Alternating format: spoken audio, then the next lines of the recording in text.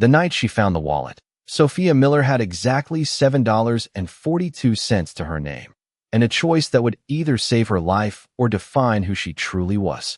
Rain soaked through her thin jacket as she stood outside a dimly lit convenience store on the corner of 8th Street, the kind of place where the flickering neon sign buzzed louder than the traffic passing by every few seconds, and she tightened her grip on the plastic grocery bag in her hand, mentally calculating how long the milk and bread inside would last her and her 6-year-old son, Ethan, before she had to figure something else out again. Because figuring things out was what her life had become, a constant series of temporary solutions to permanent problems. And just as she stepped off the curb, her worn sneakers splashing into a shallow puddle, something dark on the ground caught her eye, something out of place against the wet concrete. And she almost kept walking because she didn't have time for distractions, but something made her stop, turn back, and bend down slowly, her fingers brushing against smooth leather as she picked it up, heavier than she expected, and when she opened it just slightly, just enough to peek inside, her breath caught in her throat because neatly stacked bills filled the wallet, more money than she had seen in months, maybe even a year, and for a moment, the world around her went quiet, like the rain itself had paused to watch what she would do next, and her heart began to pound, not out of excitement, but out of something deeper, something heavier, because that money wasn't just money. It was rent, it was groceries, it was school supplies. It was one less night of lying awake wondering how she would keep everything from falling apart. And her fingers tightened instinctively around the wallet as a thought slipped into her mind, quiet but persistent. No one saw you pick it up. No one knows it's yours. You could just walk away. And she swallowed hard, glancing over her shoulder at the empty sidewalk, the passing headlights blurring through the rain. And for a second, just a second, she imagined what it would feel like to finally breathe without that constant weight pressing on her chest.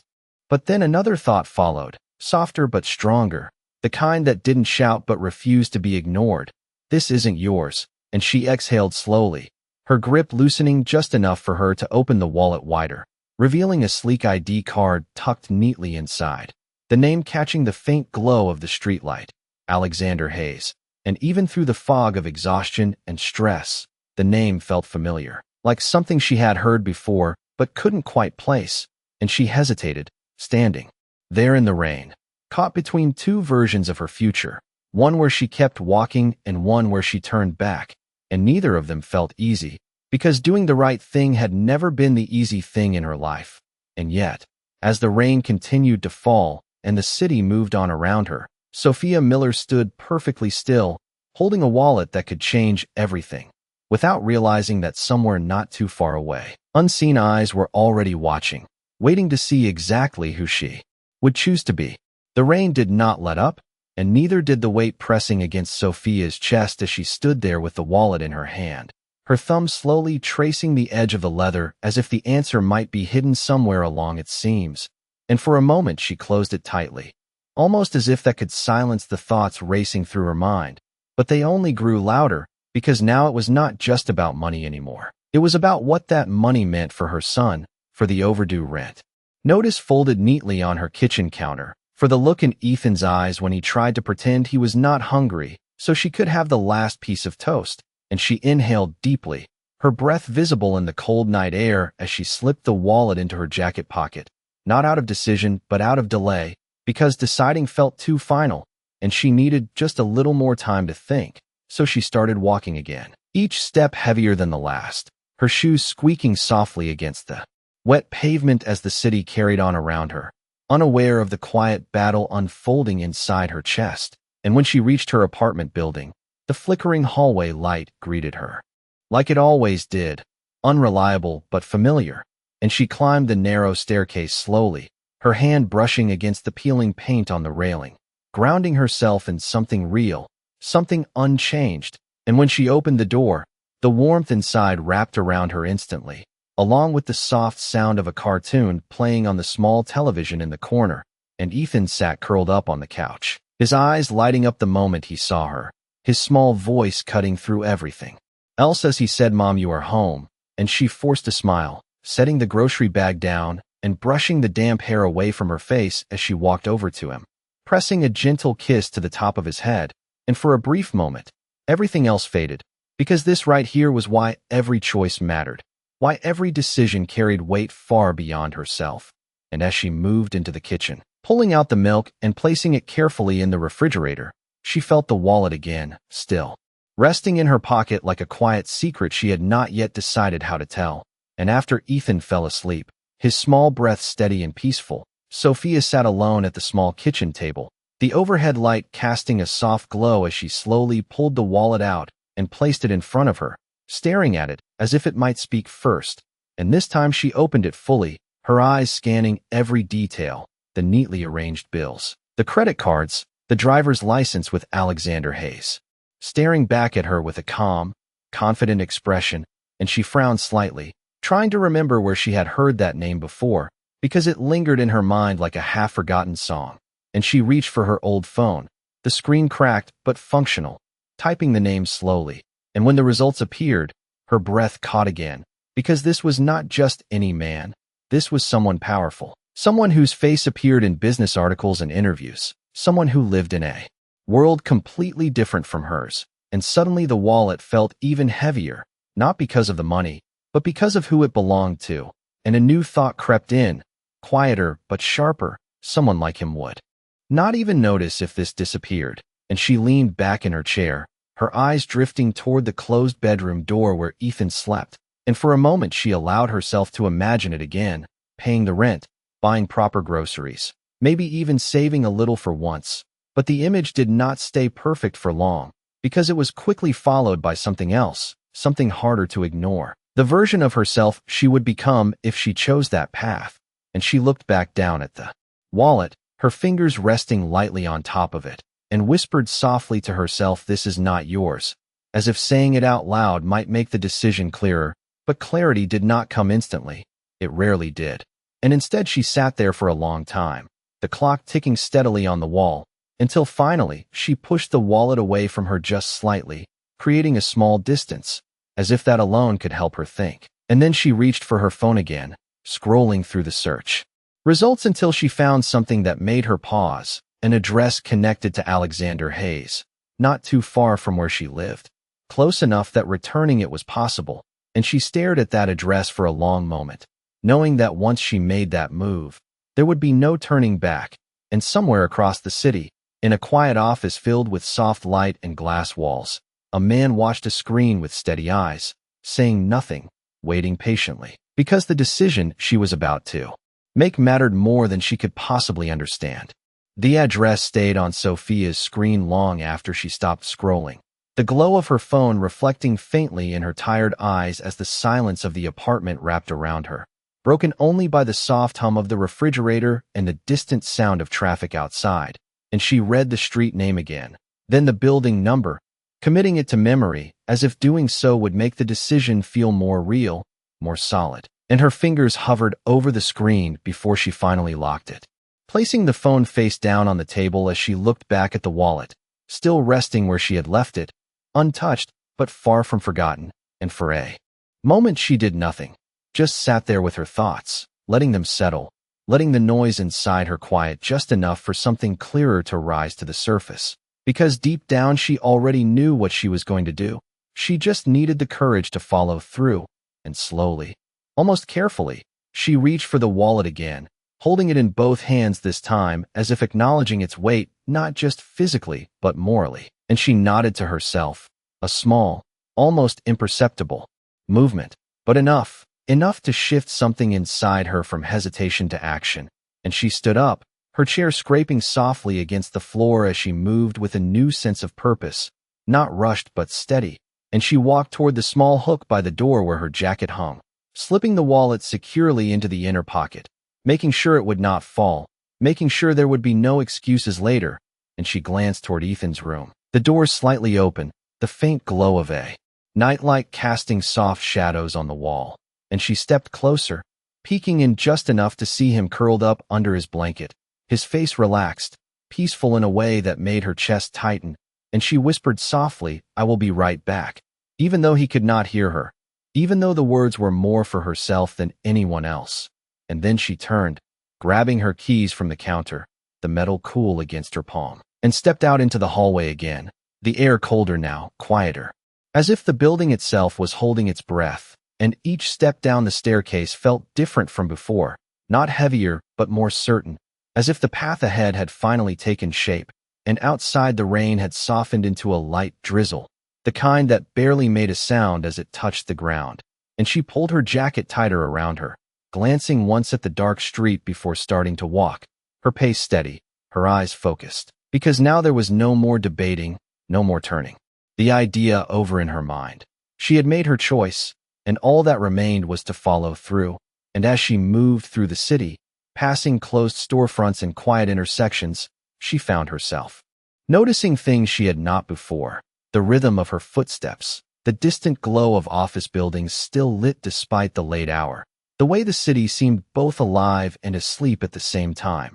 And after nearly 20 minutes, she reached the street from the address, her steps slowing slightly as the environment around her began to change, the buildings taller, cleaner, the sidewalks wider. And when she finally stood in front of the building, she could not help but pause, because it was nothing like where she lived. The entrance framed by polished glass and soft lighting, the kind of place where everything looked intentional, controlled, and for a brief moment, doubt flickered again, not about her decision, but about whether she truly belonged here, even for something as simple as returning a lost wallet. And she looked down at herself, at her damp clothes and worn shoes, and then back up at the building. And a small voice inside her whispered, "You can still walk away." But this time the voice felt distant, weaker, because she had already come too far, and so she straightened her posture slightly, taking a quiet breath before stepping forward, her hand reaching for the door, the glass cool beneath her fingers, and as it opened smoothly, she stepped inside, unaware that high above, behind a pane of tinted glass, someone was watching her every move with quiet intensity, not judging yet, not deciding yet, but waiting, because the real test was not over. It had only just begun. The warmth inside the building felt almost unreal compared to the damp chill outside, and Sophia hesitated just a fraction of a second after stepping through the glass doors, her eyes adjusting to the soft golden lighting that reflected off polished marble floors, so clean they almost looked untouched. And for a brief moment, she became painfully aware of every detail about herself: the rain still clinging to her jacket, the faint crease in her jeans, the quiet echo of her footsteps in a place where everything seemed too refined for noise. And yet she kept moving forward, because turning back now would not just undo her decision, it would unravel the strength it took to make it in the first place. And at the far end of the lobby sat a reception desk, sleek and minimal, with a man standing behind it who looked up almost immediately as she approached, his posture straight, his expression polite but observant, the kind of look that measured without appearing to. And Sophia slowed her steps as she reached the desk, her fingers brushing lightly against the edge of the wallet inside her pocket, as if to remind herself why she was here, and she cleared her throat softly before speaking, her voice calm but carrying a hint of hesitation as she said, "I think I found something that belongs to someone here." And the man's gaze sharpened slightly, not suspicious but attentive, and he nodded once, asking who it belongs to. And Sophia pulled the wallet out carefully, placing it on the counter between them, turning it just enough for the name on the identification to be visible. And when the man read it, there was a subtle shift in his expression, almost imperceptible, but enough for Sophia to notice, and he straightened just a bit more as he said, "Please wait here for a moment." His tone respectful now in a different way, and she nodded, stepping back slightly as he picked up the wallet and disappeared through a door behind the desk, leaving her alone in the quiet lobby. And as the seconds stretched, Sophia became aware of the silence again, the kind that was not empty but filled with quiet observation, as if the space itself was aware of her presence. And she clasped her hands together loosely in front of her, her eyes drifting around the room, taking in the clean lines, the soft seating areas, the large abstract painting on the wall that probably cost more than her annual rent. And for a moment, she wondered what it must be like to exist in a world where everything looked this effortless, this controlled. And yet beneath that thought was another, quieter realization, that no matter how different this place felt, her decision had not changed, and that grounded her in a way nothing else could. And after what felt longer than it probably was, the door behind the desk opened again, but this time it was not the same man who returned. Instead, another figure stepped out, dressed simply but with an ease that did not need to prove anything. And he walked toward her with a calm, measured pace. His eyes focused directly on her, and when he stopped a few feet away, there was a brief pause, just long enough for the moment to settle. Before he spoke, his voice steady, almost neutral as he said, "You found something that belongs to me."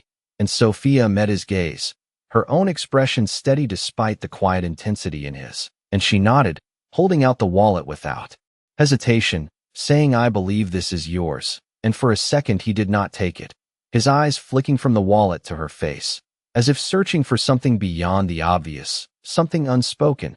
And then he reached out, taking it slowly, his fingers brushing against hers for the briefest moment. And he opened it, glancing inside, confirming what he already knew. And when he looked back up, there was something different in his expression now, not surprise, not yet approval, but curiosity. And he tilted his head slightly before asking, "You did not take anything?" And Sophia shook her head without pause, her answer simple because it did not need to be complicated, no. And the silence that followed felt heavier than before, not uncomfortable but charged, as if something unseen had just shifted. And the man studied her for another second before speaking again, his tone still calm but with a subtle edge that hinted at something deeper. "What made you bring it back?"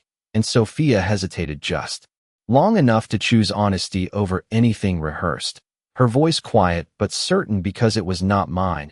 And as the words settled in the space between them, neither of them moved immediately, because sometimes the simplest answers carried the most weight. And somewhere beyond the glass walls, unseen but present, the outcome of this moment began to take shape. The words lingered in the air longer than Sophia expected, simple and unpolished, yet carrying a weight that neither of them could ignore. And for a moment Alexander Hayes said nothing, his gaze steady on her, as if measuring not just her answer, but the way she stood, the way she held herself without trying to impress or defend.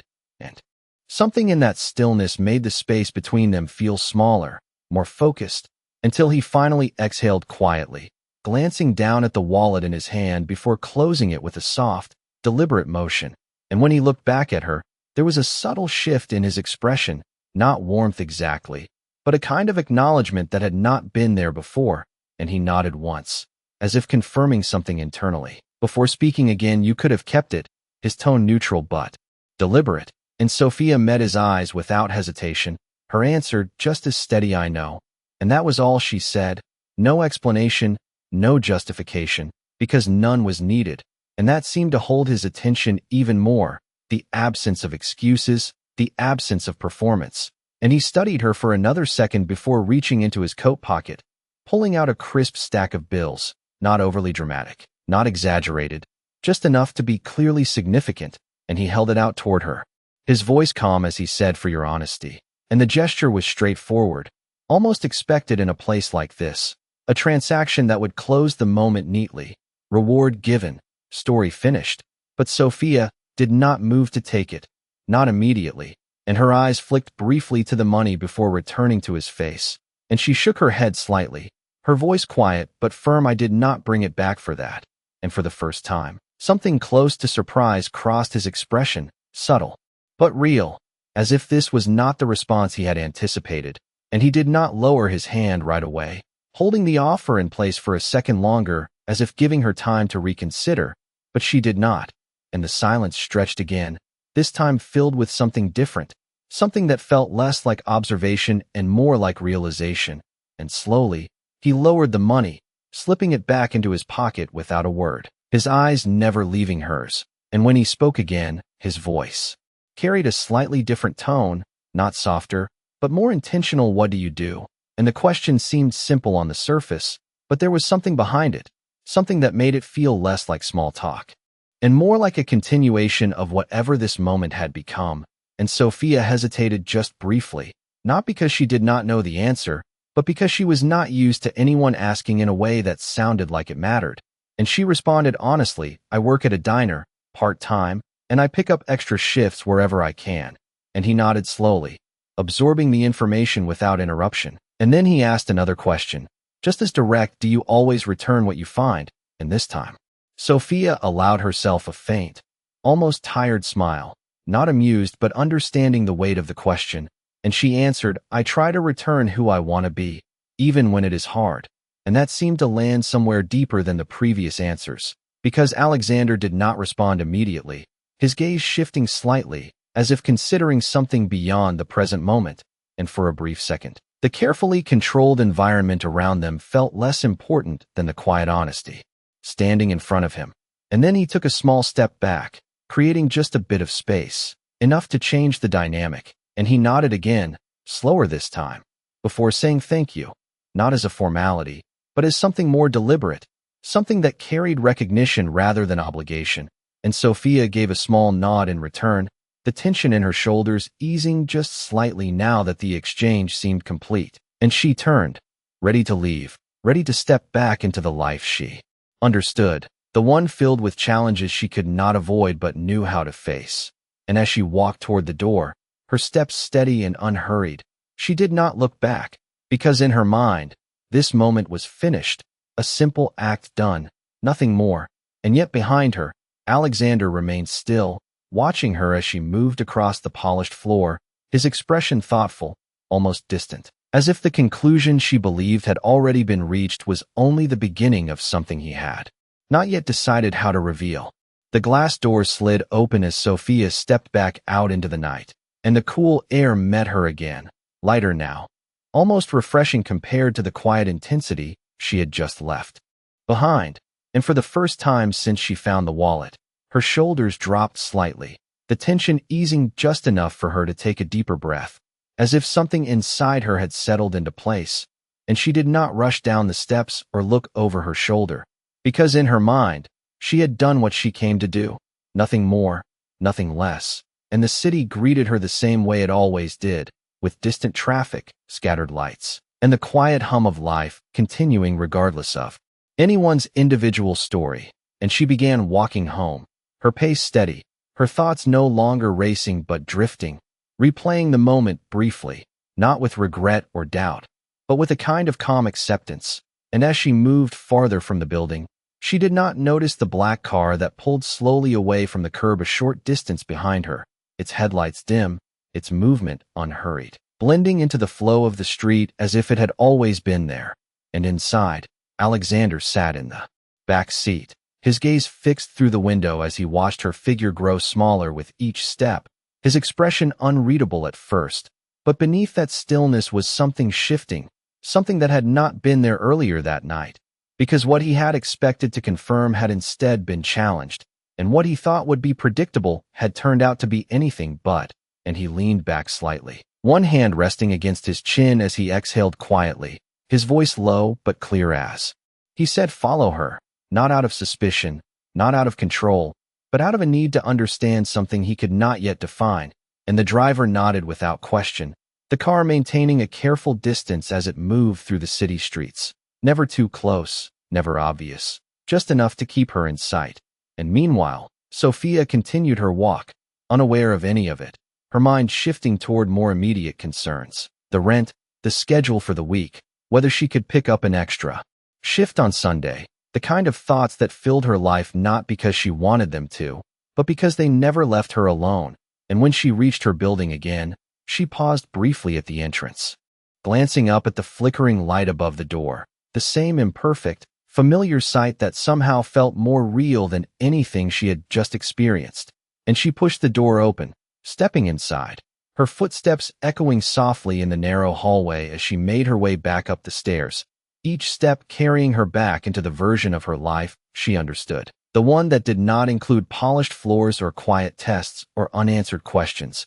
And when she reached her apartment, she unlocked the door carefully, stepping inside with the same quiet awareness she always had at night. And the warmth greeted her again, along with the steady rhythm of Ethan's breathing from the bedroom. And she closed the door behind her, leaning against it for just a second, her eyes closing briefly as she let out a slow breath, not of exhaustion, but of completion, because as far as she knew, the story ended there. A lost wallet returned, a stranger thanked, a moment that would fade into memory like so many others. And she moved through her small apartment with quiet efficiency, checking on Ethan, adjusting his blanket gently before turning off the last light in the kitchen, leaving only the soft glow of the night light to fill the space. and as she sat down on the edge of the couch, her hands resting loosely in her lap, there was a brief moment where she allowed herself to feel something close to peace, not because her problems were gone, but because she had faced one choice and chosen who she wanted to be, and that mattered more than anything else. And outside, across the street, the black car remained parked, its engine running softly, its presence unnoticed, and inside, Alexander watched the dimly lit window of her apartment, his expression thoughtful, almost distant, as if he was seeing something far beyond what was physically in front of him. And after a long silence, he spoke again, quieter this time, more certain to find out everything about her. And as the words settled into the space around him, it became clear that while Sophia believed the moment had ended, for him, it had only just begun.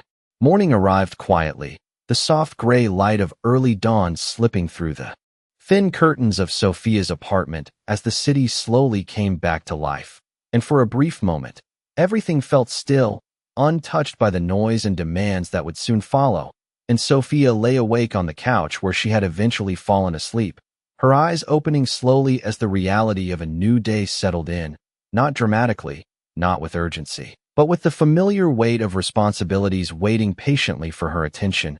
And she sat up, brushing a strand of hair from her face as she glanced toward Ethan's room, listening for any movement before standing, her feet meeting the cool floor as she moved quietly through the small space.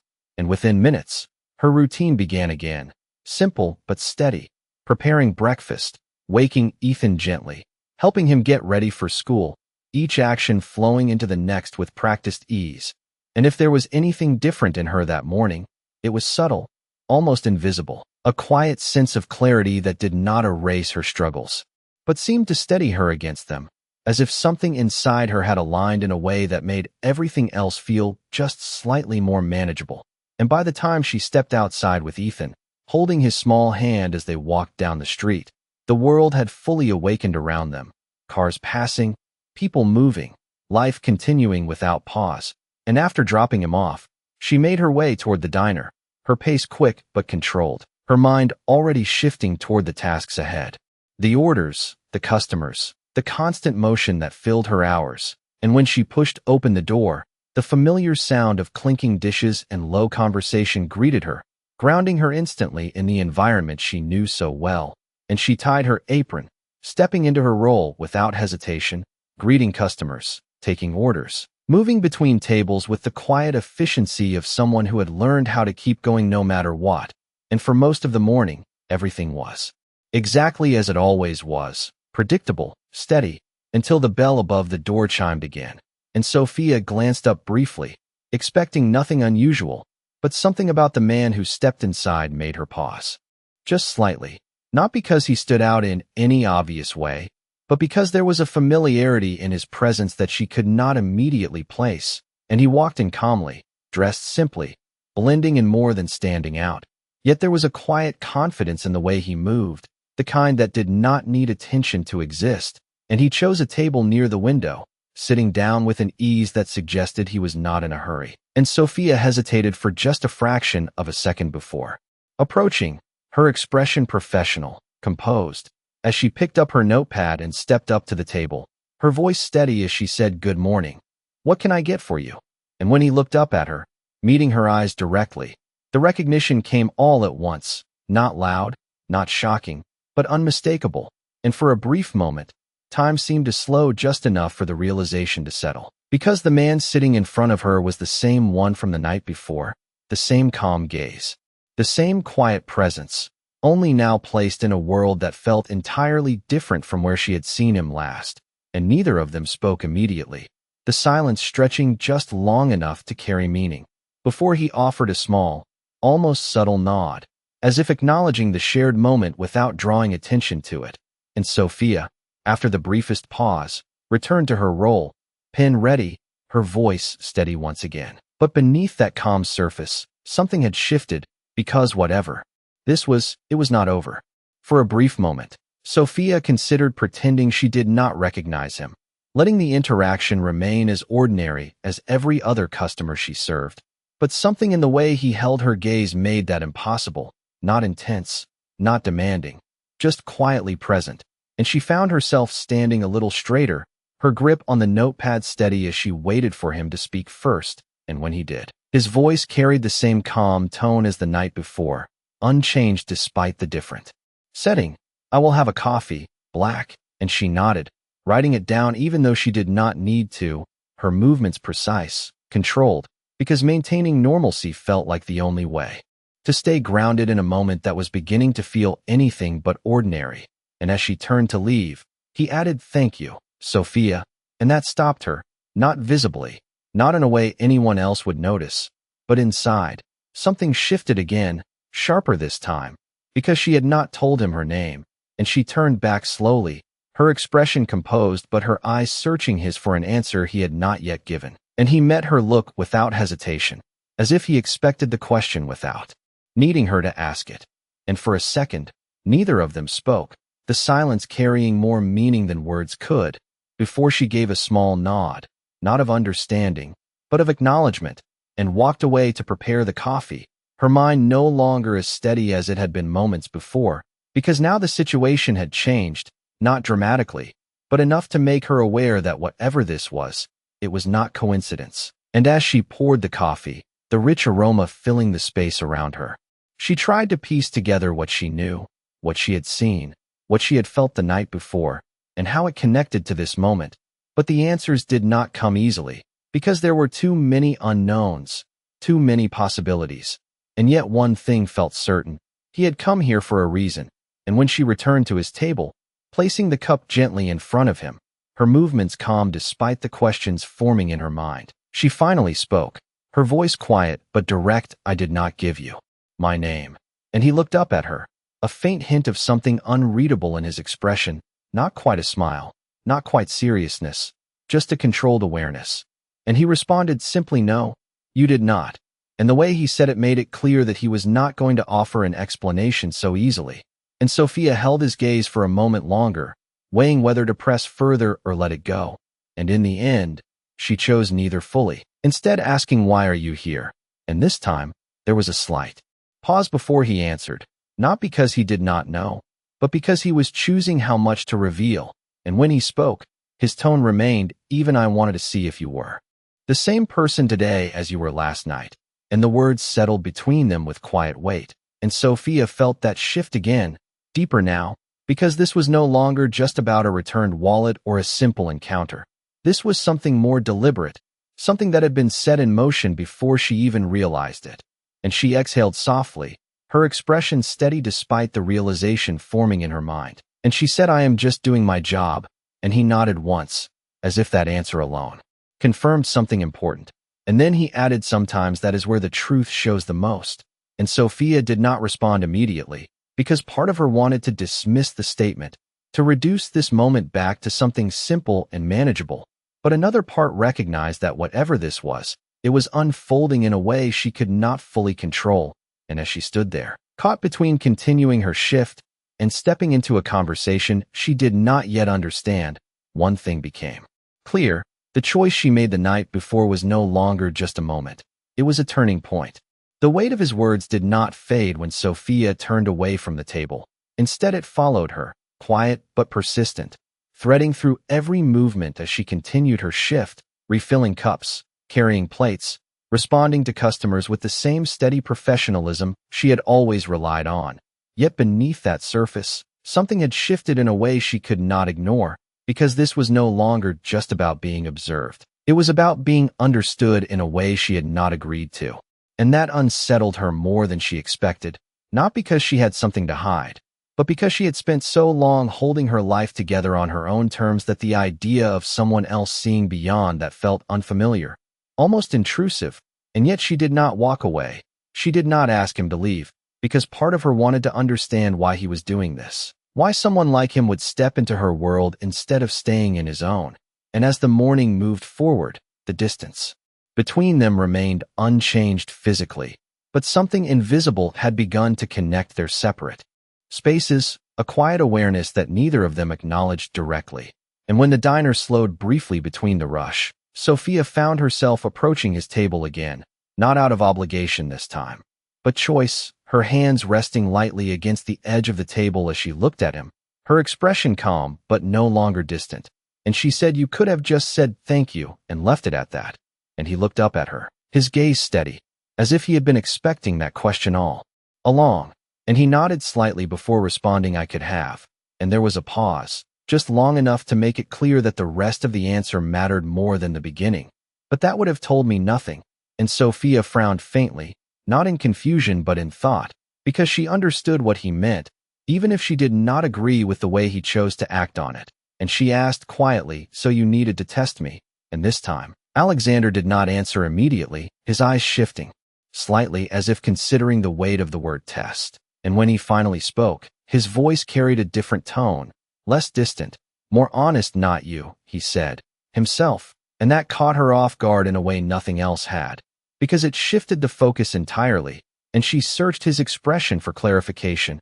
And he continued, "I wanted to see if people still choose what is right when no one is watching." And the simplicity of that statement settled between them, heavier than anything he had said before, because it was not about control or judgment. It was about something more personal, something that reached beyond the moment they were in. And Sophia felt that shift again, but this time it was not uncertainty, it was understanding, not complete, not comfortable, but real.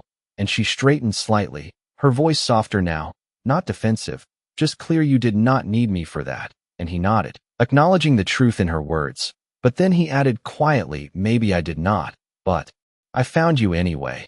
And the way he said it carried something unspoken, something that lingered just beneath the surface. And for a moment, neither of them moved, the noise of the diner fading into the background as the space between them held something neither of them had planned. And Sophia exhaled slowly, her eyes steady on his as she said, "I am not part of whatever you are trying to prove." And he met her gaze without hesitation, his response just as steady, "You are not." And that was the truth, simple and direct. And yet it did not end the moment. It only reshaped it, because as Sophia stepped back, returning to her work, she realized that whatever this was, it was no longer about a wallet, or a test, or even a single choice made on a rainy night. It was something that had already begun to change the direction of her life, whether she wanted it to or not. And across the table, Alexander watched her go, not with control, not with certainty, but with something far less familiar to him, something he could not measure or predict. And for the first time in a long time, that did not make him step away, it made him stay.